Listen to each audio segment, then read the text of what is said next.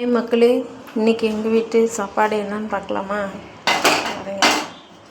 இன்றைக்கி எதுவும் காயெல்லாம் எதுவும் இல்லாதனால இன்றைக்கி பருப்பு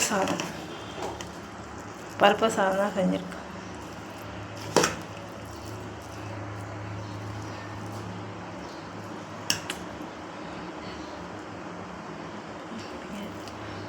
நல்லா சுட சுட சூப்பராக வந்துடுது.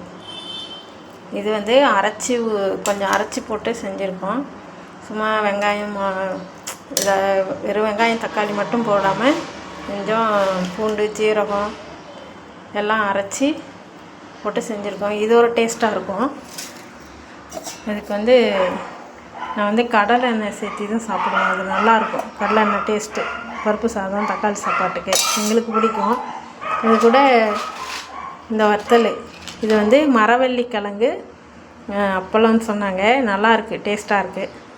இன்றைக்கி ஸ்பெஷல் இது தான். பிடிச்சிருந்தால் லைக் பண்ணுங்கள், ஷேர் பண்ணுங்கள், கமெண்ட் பண்ணுங்கள், சப்ஸ்கிரைப் பண்ணுங்கள். தேங்க்யூ.